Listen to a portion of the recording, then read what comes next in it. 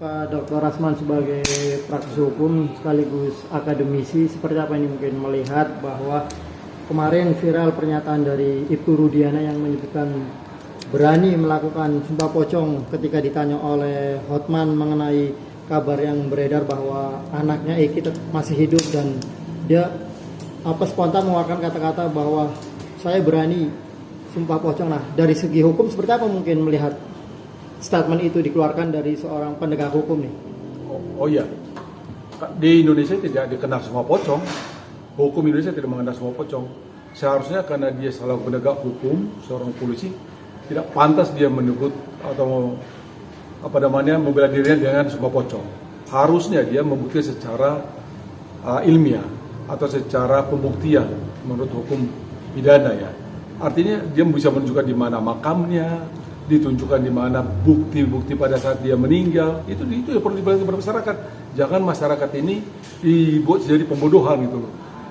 Permasalahan ini bisa jadi seramai itu salah satu juga karena akibat dari perbuatannya si Pak Rudiana ini, sehingga seperti ini. Kalau dari awal dia membuka ini terang-benderang, mungkin tidak seperti ini, jadi ramai. Jadi ini menjadi konsumsi publik yang jadi tidak mendidik gitu. Jadi sekali lagi saya tegaskan bahwa di Indonesia tidak kenal sumpah pocong, ya.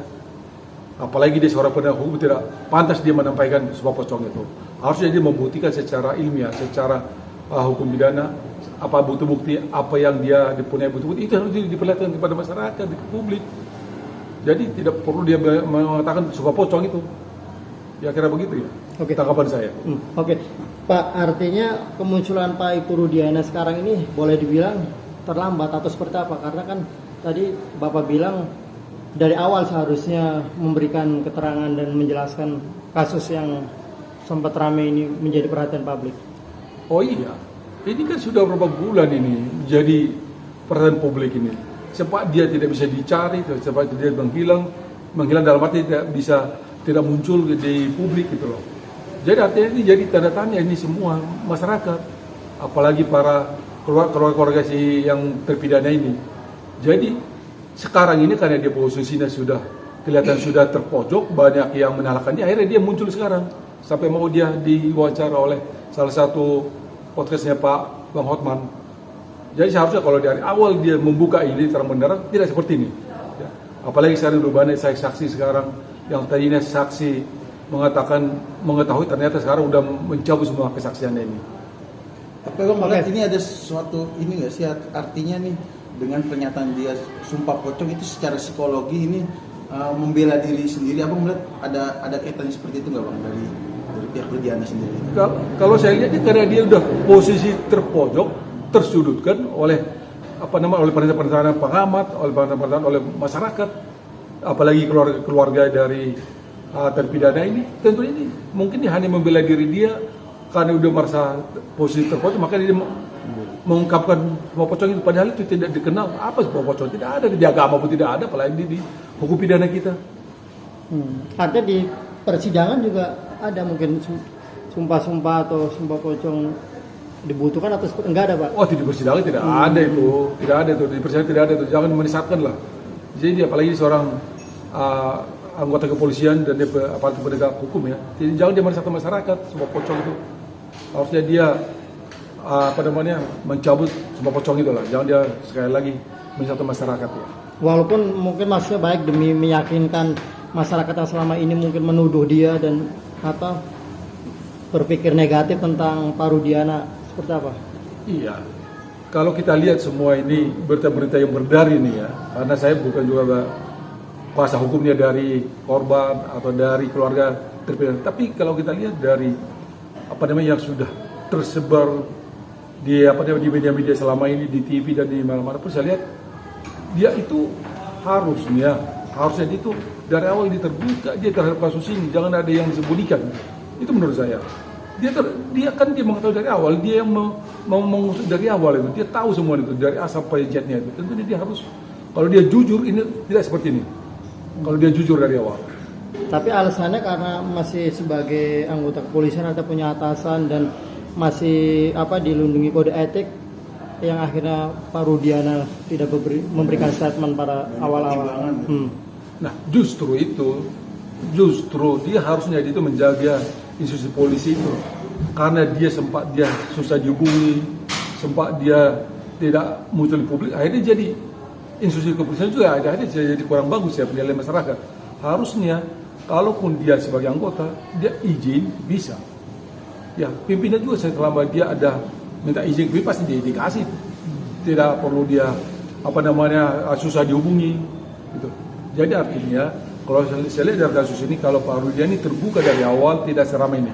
Artinya abang melihat ini terlambat ya untuk Rudiana memberikan statement di publik kemarin ini, menurut abang terlambat gitu ya, seharusnya dari dulu gitu, seperti itu kan bang?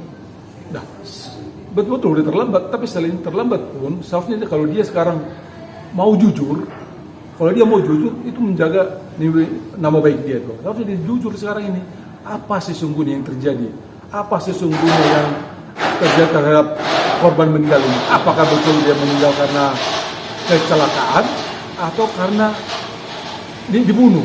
Itu kan sampai sekarang belum jelas ini. Nah, kalau kita lihat ini selama ini yang beredar di publik ini katanya laporan dari awal itu adalah kecelakaan tunggal. Tapi kemudian ini jadi pembunuhan atau diserang oleh organisasi tertentu. Nah ini lokusnya kan harus jelas, lokusnya di mana, ya. Dan ini tidak bisa. Makanya apapun disebutkan pasti akan terungkap. Kalau dihukum itu begitu. Oke. Pak, terakhir mungkin sebagai praktisi hukum, akademisi dan pengamat juga nih, apa analisa yang Bapak lihat dari kasus Vina ini sendiri, mungkin perjalanan waktu apa yang Bapak simpulkan, apakah ini kasus apa nih sebenarnya? Kalau saya lihat ini kalau saya lihat ya, menurut Bambang saya sendiri bukan pembunuhan, ini kecelakaan tunggal. Ya, kecelakaan tunggal. Motifnya kita nggak tahu, dia kecelakaan tunggal karena apa kita nggak tahu. Tapi yang pasti saat ini sudah dari pengacaranya dari terpidana ini sudah mempersiapkan mau mengajukan PK. Saya yakin, apalagi kemarin ini kita lihat sudah ada PK ya terhadap salah satu yang sudah bebas itu. Kalau kita ikuti persidangannya, ini tentu itu sudah banyak mencabut keterangannya atau kesaksiannya di persidangan.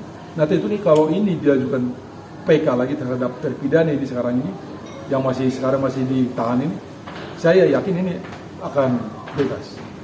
Saya yakin akan bebas ya. Karena apa? Karena banyak kejanggalan yang kita lihat di sini.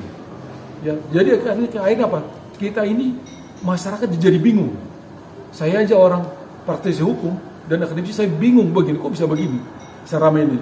Padahal itu Pak, masalahnya sebetulnya itu gampang. Tapi karena dari awal ada yang tidak benar penanganannya, akhirnya sampai sekarang ini jadi begini. Jadi saya yakin mereka ini kalau diajukan PK akan bebas. Itu menurut analisa saya.